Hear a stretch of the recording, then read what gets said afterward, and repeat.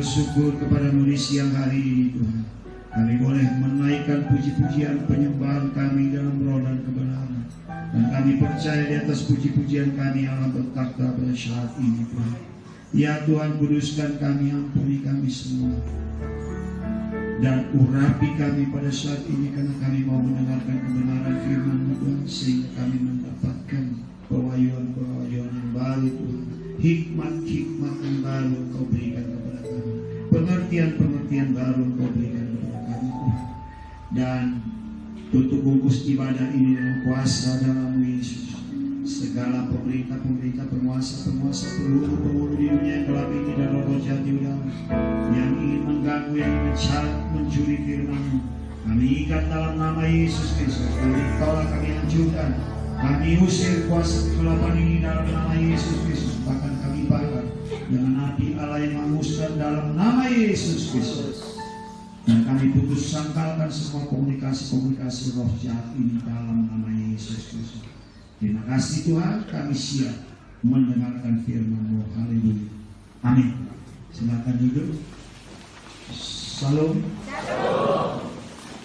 Mari kita buka kitab kita di dalam Lukas 1 ayat 5 sampai dengan ayat yang ke-17, 18, 19 nanti menyusul.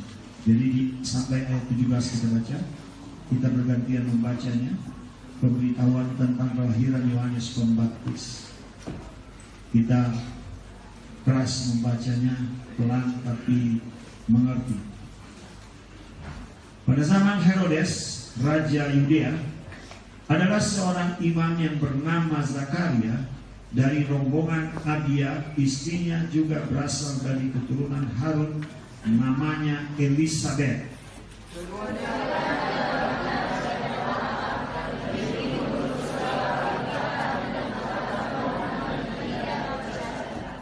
Tetapi mereka tidak mempunyai anak, sebab Elisabeth mandul dan keduanya telah lanjut umurnya.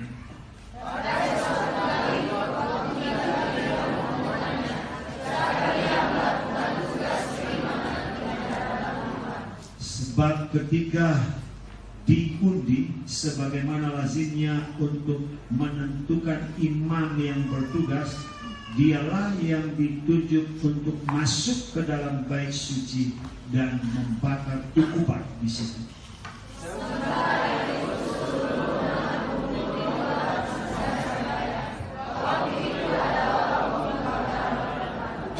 Maka tampaklah kepada Zakaria seorang malaikat Tuhan berdiri di sebelah kanan mezbah pembakaran ukupan.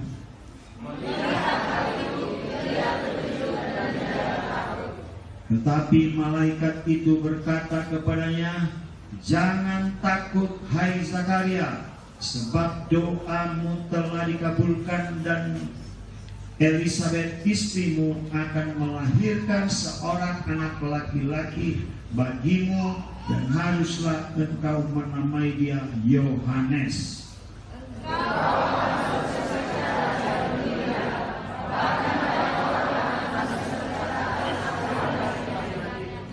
Sebab ia akan besar di hadapan Tuhan, dan ia tidak akan minum anggur atau minuman keras, dan ia akan penuh dengan Roh Kudus mulai dari rahim ibunya.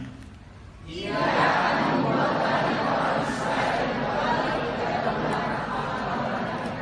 bersama-sama, dan ia akan berjalan mendahului Tuhan dalam roh dan kuasa Elia, untuk membuat hati bapa-bapa berbalik kepada anak-anaknya, dan hati orang-orang durhaka kepada pikiran orang-orang benar, dan dengan demikian menyiapkan bagi Tuhan suatu umat yang layak baginya.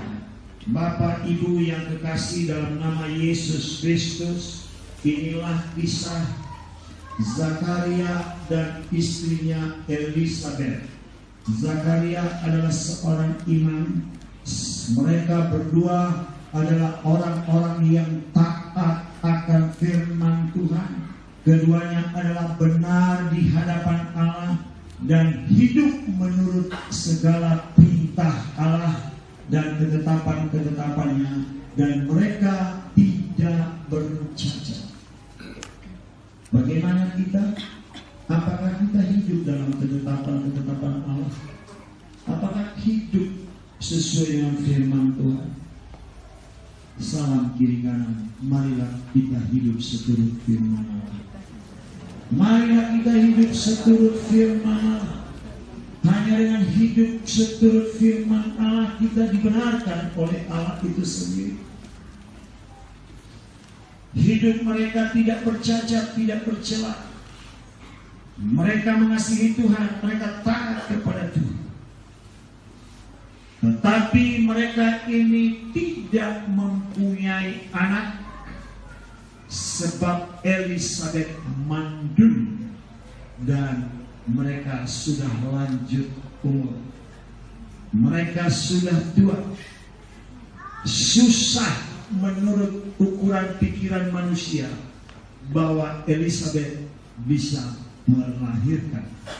Sulit untuk mengandung karena umur sudah tua. Kalau menurut manusia bahwa sudah menopause. Tetapi mereka berdoa terus-menerus kepada Tuhan. Mereka tidak meninggalkan doa mereka. Mereka tidak meninggalkan menara doa mereka. Mereka tidak meninggalkan hubungan mereka dengan Tuhan. Bahkan ada giliran mereka berdoa, ada giliran kelompok mereka berdoa, di mana dikatakan pada suatu ketika tiba giliran rombongan Zakaria untuk apa? Melakukan tugas keimaman di hadapan Tuhan. Tugas keimaman di dalam Tuhan ini yaitu mereka masuk di dalam bait suci, masuk di dalam tempat doa untuk mempersembahkan, untuk membakar ukupan di hadapan Tuhan, dan orang-orang banyak juga sembahyang di hadapan Tuhan, berada di bagian luar menopang Zakaria untuk membakar ukupan itu. Berbicara tentang ukupan adalah berbicara tentang persembahan kepada Tuhan. Apakah saudara, apakah kita pada hari ini sudahkah kita membakar ukupan kita kepada Tuhan tadi pagi dengan doa, pujian, penyembahan dan membaca firman Tuhan?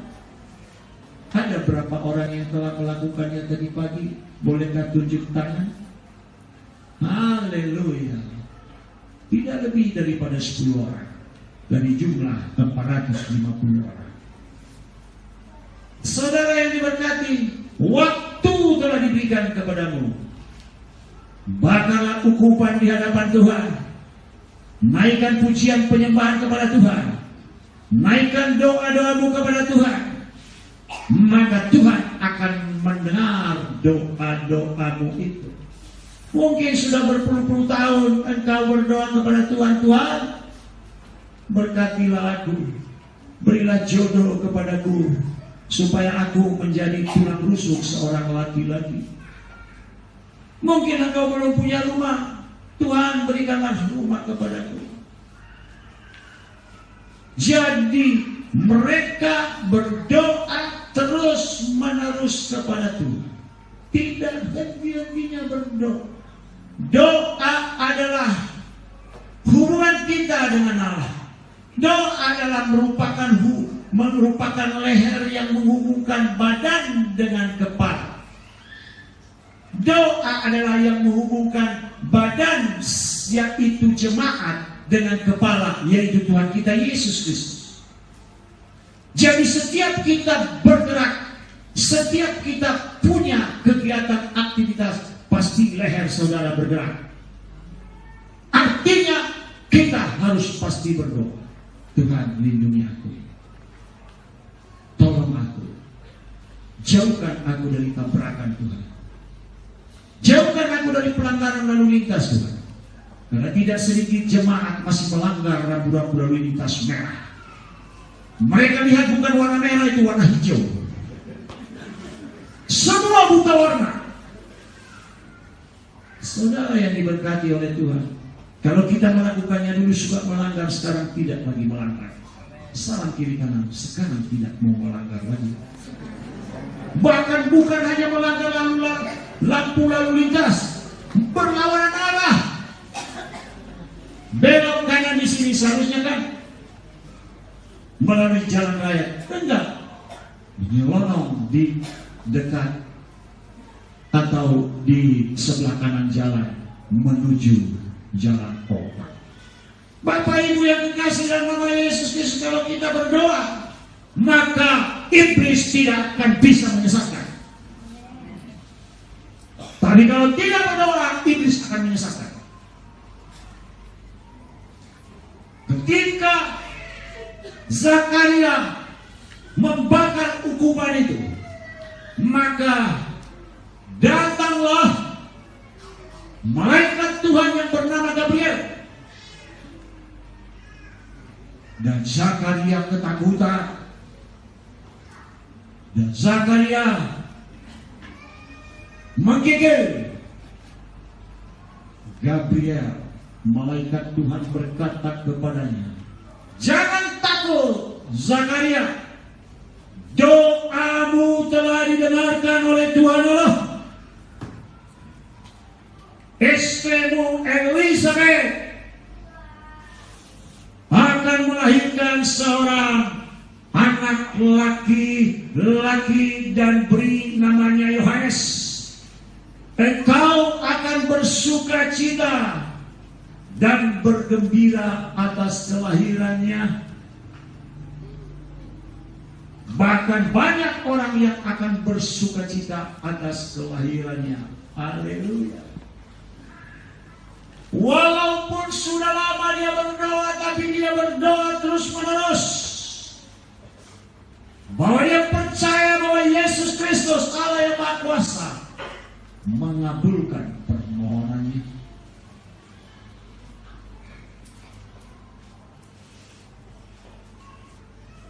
Sebab ia besar di hadapan Tuhan. Sebab ia besar di hadapan Tuhan. Dikatakan tadi di ayat yang ke-6, dia benar di hadapan Tuhan. Benar artinya sahih, tulus. Dia tulus di hadapan Tuhan. Doa orang benar kalau didoakan sangat besar kuasanya. Jadilah kita orang benar, dan kalau kita berdoa didengar oleh Tuhan.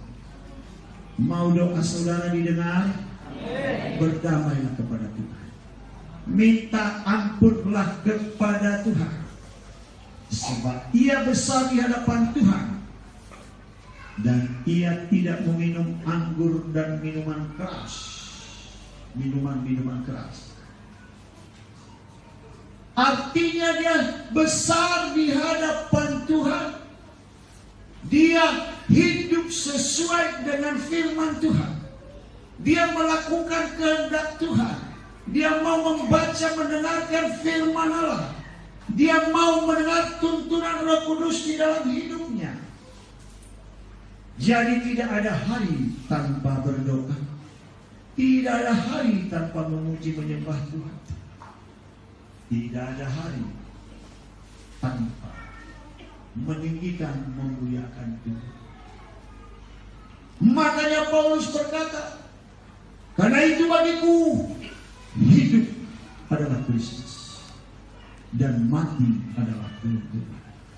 Artinya besar di hadapan Allah. Selama-lamanya dia percaya kepada Tuhan Yesus. Dan dia menggantungkan pengharapannya kepada Tuhan Yesus. Dia hanya berharap kepada Tuhan Yesus. Dia tidak berharap kepada manusia. Itulah lah yang dikatakan dia besar di hadapan Tuhan. Dia besar di dalam doa, besar dalam kasih anugerah Tuhan. Yang kedua, tidak minum anggur. Yohanes tidak minum anggur yang memabukkan. Bukan anggur yang dimaksudkan di sini, yaitu anggur perjamuan. Kalau anggur perjamuan yang dimaksud ini adalah persekutuan kita dengan darah Yesus Kristus. Yaitu karena darah Yesus tertumpah di atas kayu salib, maka kita diselamatkan, di mana Yesus membayar dengan mahal dengan darahnya yang suci. Tetapi yang dimaksud di sini adalah anggur dalam botol. Anggur adalah pencemooh dan minuman keras adalah peribut. Tidak bijak orang yang terhuyung-huyung karenanya. Anggur dia tidak minum karena anggur adalah pencemooh. Karena begitu orang meminum anggur satu sewaktu, maka saraf-saraf otak orang yang meminum anggur itu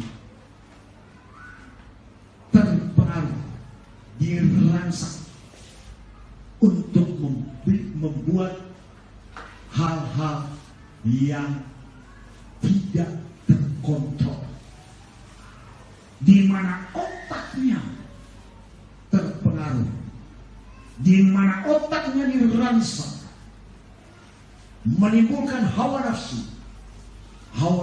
untuk marah, hawa nafsu untuk berzina, hawa nafsu untuk berkelahi, hawa nafsu yang tidak menyenangkan hati Tuhan. Makanya dikatakan di dalam Alkitab bahwa matanya melihat bayang-bayang. Makanya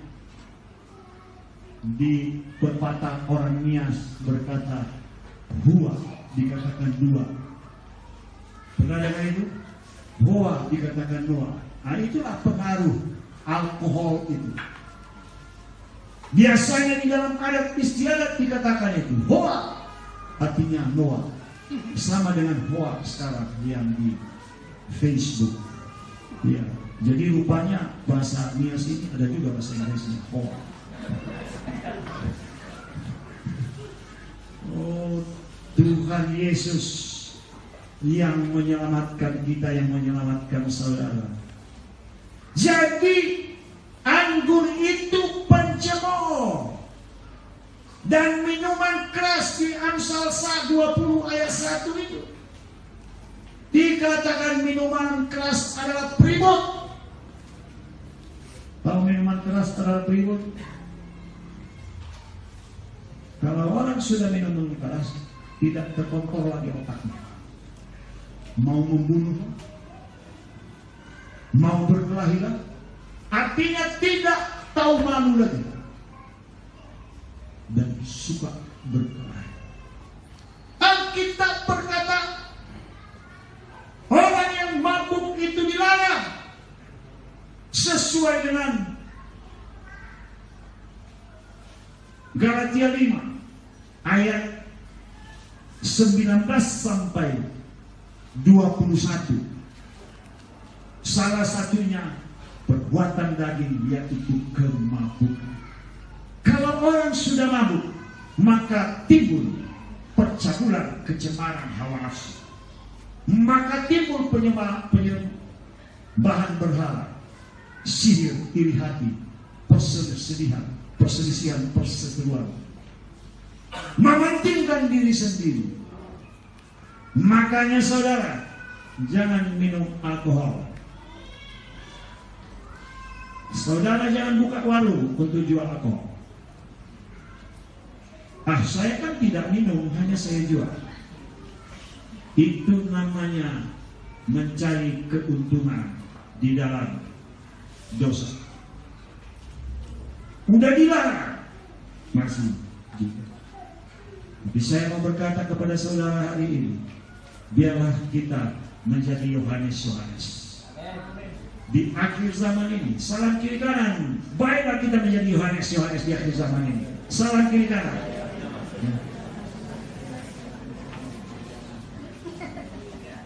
Besar di hadapan Tuhan itu hidup Yohanes.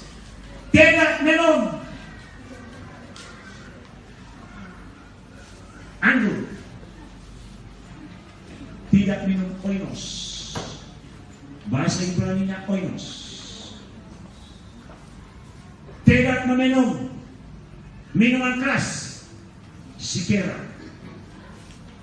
Kalau ada orang yang minum, weh sikera, gerain aja, weh sikera. Salah-salah, gerak.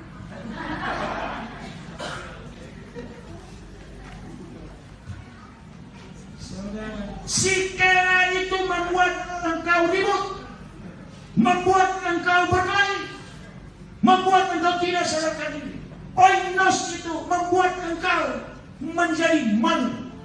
Kadang-kadang orang yang sudah minum itu, mereka tidak tahu malunya mereka. Bisa-bisa mereka buka baju mereka. Karena kan dia sendiri di kampung kan. Karena dia minum oinos dan sikera. Untung aja nggak ada nyanyian sikera. Ada sih kesera. Beda. Jadi saudara yang diberkati oleh Tuhan, anggur adalah pencemooh, minuman keras adalah periwut. Tidak bijak orang yang terhuyung-huyung. Tapi ada aja ya, memang dasar iblis yang menyesatkan pendeta-pendeta yang tidak baca firman. Mereka bilang, oh kita minum anggur dulu supaya kita berani baca firman dan berkhotbah. Khotbahnya ngawur. Habis dari kuasa kegelapan. Firman Tuhan berkata, jangan minum minuman keras, jangan minum anggur yang memabukkan. Tapi setan bilang, enggak, justru anggur itu membuat engkau berani. Selalu iblis memutar balik.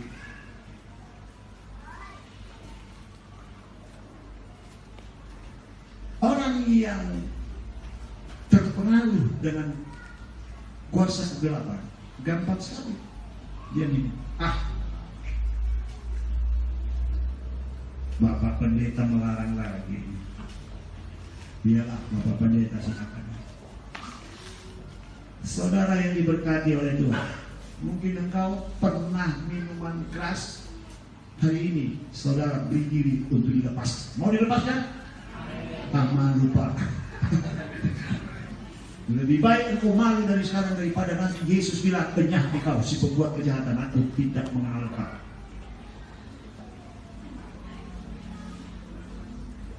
Di mana anggur yang memabukkan, anggur yang mendatangkan cemooh bagi dirinya sendiri.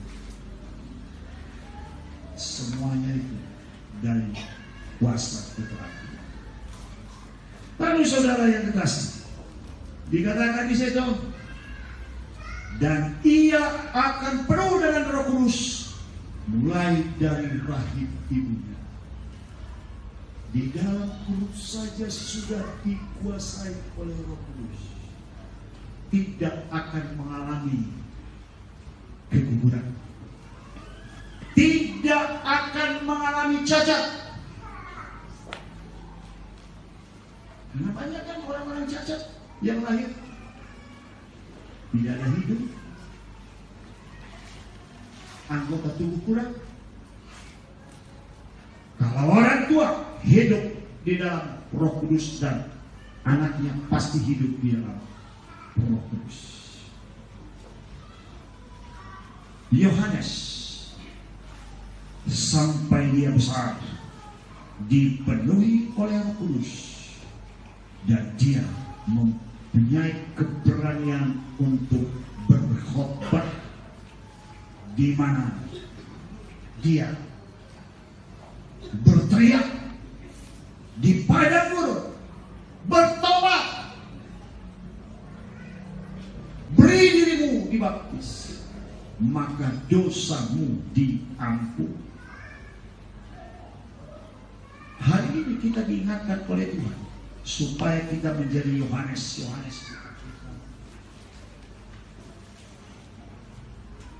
Demikianlah Yohanes Pembaptis tampil di padang gurun dan berkata, bertobatlah, berilah dirimu dibaptis, dan dosamu diampuni oleh Allah.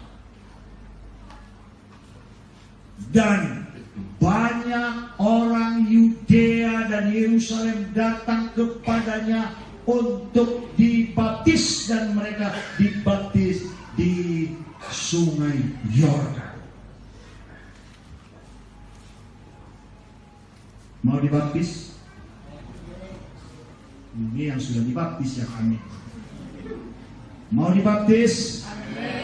Ini dirimu dibaptis. Kalau perlu engkau berdoa, Tuhan, hari ini aku mau dibaptis. Kami siap. Walaupun air nggak ada sekarang, ada kolam renang. Siapa hamba Tuhan? Daftarkanlah dirimu hari ini. Jangan tunda-tunda. Kalau Tuhan manggil tiba-tiba, belum dibaptis, selesai.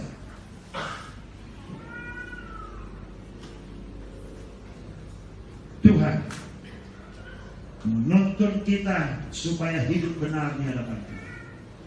Ia akan membuat banyak orang Israel berbalik kepada Tuhan Allah mereka, dan ia akan berjalan mendahului Tuhan dalam roh dan kuasa Dia untuk membuat hati bapak-bapak berbalik kepada anak-anaknya, dan hati orang-orang durhaka kepada pikiran yang orang-orang benar, dan dengan demikian menyiapkan bagi Tuhan suatu umat yang layak baginya. Jadi Yohanes itu dia memberitakan firman Tuhan supaya dia mempersiapkan umat yang layak di hadapan Tuhan. Orang yang pendosa menjadi bertobat, orang yang durhaka menjadi orang baik, dan pemulihan di dalam keluarga. Keluarga yang berantakan, keluarga yang berkelahi, suami istri berantem, dipulihkan oleh Tuhan Yesus Kristus melalui pemberitaan firman Tuhan yang dilakukan oleh Yohanes. Yang suaminya suka mabuk-mabuk, tidak mabuk-mabuk lagi. Yang suaminya main mata terhadap istri orang, nggak mau lagi dia. Karena dia ingat firman Tuhan, jikalau engkau melihat seorang wanita, maka telah timbul keinginan mau kepadanya, maka engkau telah berzina kepada mati. Oh, ya Tuhan, aku mau. Jadi ayat ini menjelaskan kepada kita bahwa dengan pemberitaan firman Tuhan yang dilakukan oleh Yohanes Pembaptis itu, yaitu membuat hati Bapa berbalik kepada anak-anak dan anak-anak orang itu, dan keluarga itu dipulihkan, dan orang-orang yang berdosa meninggalkan dosa mereka. Saudara yang diberkati oleh Tuhan, ketika Zakaria mendengarkan bahwa Elizabeth akan mengandung dan melahirkan seorang anak laki-laki dan memberi nama Yohanes, dan hidup di dalam Tuhan, tidak minum anggur, tidak minum minuman keras, dan hidup di dalam Roh Kudus dan memberitakan firman Allah, berjalan di dalam kuasa Elia, di dalam kuasa Tuhan untuk mempersiapkan umat yang layak bagi Tuhan. Bingung Zakaria. Mana mungkinlah, kata Zakaria, bukankah aku ini sudah tua? Bukankah aku ini sudah lemah? Istriku juga mandul. Kata Zakaria kepada Gabriel, Lihat itu malaikat Tuhan yang diutus oleh Tuhan. Saya tak percaya. Kira-kira itu. Lefaduhu dengan dikatakan di ayat 18. Lalu kata Zakaria kepada malaikat itu, bagaimanakah aku tahu bahwa hal ini akan terjadi, sebab aku sudah tua dan istriku sudah lanjut umurnya. Ini adalah haleluya. Ini kalau roh ngantuk ini ya, berarti tadi apa kerjanya? Ya, colek kiri kanan. Tapi jangan colek juga yang bukan istri. Saudara yang diberkati oleh Tuhan. Saya tanya tadi sama istri saya, ada seorang pria 1,90 meter tinggi. Minggu yang lalu, hari Sabtu saya doakan. Kelakuannya wow. Saya tanya, waktu saya doa itu, mohon maaf ya, karena Roh Kudus yang ngomong sama saya, harus saya ngomong. Waktu saya doakan dulu, ngorok dia, duduk ngorok, Alkitab kita. Setelah saya doakan semua, lalu saya doakan dia, suruh begini. Lalu tumpang tangan manifestnya, menggeleparnya. Saya tanya istri saya, kenapa ya? Istri saya bilang, itu roh perzinahan. Harus diusir roh perzinahan dari orang-orang itu.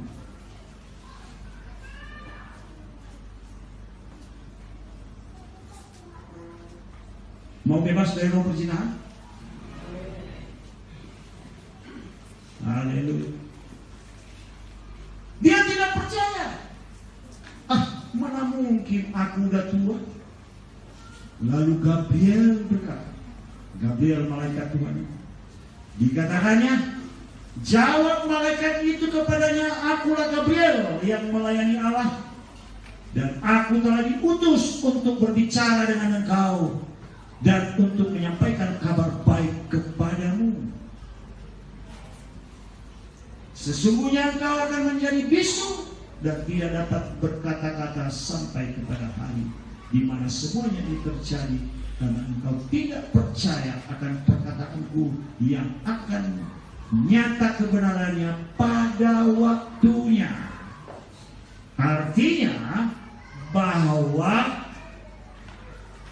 Gabriel ini nyatu dengan Tuhan dan dia diutus oleh Tuhan untuk menyampaikan kepada Zakaria.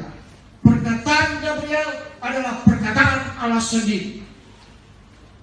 Melalui Gabriel lah disampaikan kepada Zakaria bahwa doamu telah didengar oleh Allah. Istrimu akan melahirkan Yohanes. Tapi akibat karena ketidakpercayaanmu itu, doamu telah didengar dan Tuhan akan memberikan anak kepadamu pada waktunya nanti. Tetapi upah ketidakpercayaanmu, dosamu tidak percaya, maka engkau dihukum pada saat itu. Hukumanmu, engkau bisu. Maukah saudara bisu? Mau percaya kepada Yesus? Bilang, aku percaya kepada Yesus. Aku percaya kepada Yesus. Lagunya sekalian. Kita harus percaya kepada Yesus. Jangan ragu-ragu, doamu udah didengar. Kok jadinya nggak percaya? Saudara percaya bahwa segala sesuatu yang diberikan oleh Tuhan kepadamu karena Yesus. Amin. Aku percaya.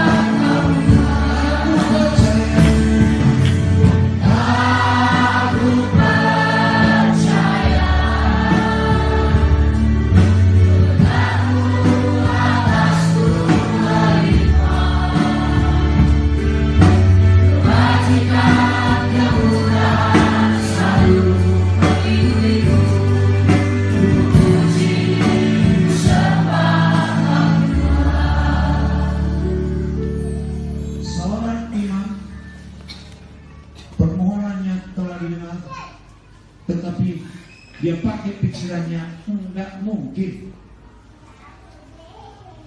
Karena ketidakpercayaannya itu dia dihukum. Kalau seorang imam suatu waktu dia tidak percaya karena dia tidak mengandalkan Tuhan, jangan sampai terjadi kepada kita. Marilah kita percaya kepada Tuhan. Marilah kita percaya kepada Yesus Kristus, bahwa Yesus itu adalah juru selamat. Kita akui dengan mulut kita bahwa Yesus Kristus adalah Tuhan, dan percaya di dalam hati bahwa Yesus telah dibangkitkan dari antara orang mati. Dan keselamatan tidak ada di dalam siapapun juga selain di dalam Kristus Yesus. Sebab di bawah kolong langit ini tidak ada nama lain yang diberikan kepada manusia yang lainnya kita diselamatkan, hanya Yesus. Kita percaya kepada Yesus. Dengan nama Yesus, maka kuasa kegelapan itu hilang. Dengan nama Yesus, maka penyakit itu selesai. Seorang ibu tadi, dia minta tolong supaya dia doakan. Mengapa? Karena kakinya sudah robek, bagian dalam lututnya, dan harus dioperasi. Dia percaya bahwa Yesus menyembuhkannya. Dan saya doakan. Dan saya juga percaya bahwa dia sembuh. Karena sesuai firman Tuhan. Makanya kita harus percaya. Haleluya. Lalu dikatakannya tadi bahwa apa yang telah dikatakan oleh Allah melalui dia pasti akan terjadi. Dan pada waktu penggenapan nubuatan Allah itu terjadi, maka barulah mulutnya akan bisa bicara. Dan itu terjadi. Inilah suatu perbuatan Tuhan bagiku, dan sekarang ia berkenan menghapus aibku di hadapan orang. Inilah yang dikatakan oleh istrinya yang bernama Elisabeth. Dan ayat sebelumnya, terbukalah mulut Zakaria. Amin. Haleluya.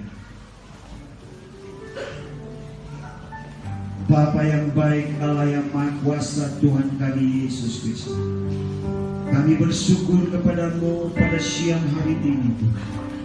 Kami telah mendengarkan kebenaran firman-Mu tentang kehidupan Zakaria dan Elisabeth yang hidup benar di hadapan-Mu Tuhan, yang tidak bercacat celah dan melakukan perintah-perintah-Mu, dan doa mereka didengar oleh Tuhan sendiri untuk mendapatkan keturunan, dan mereka mendapatkan Yohanes.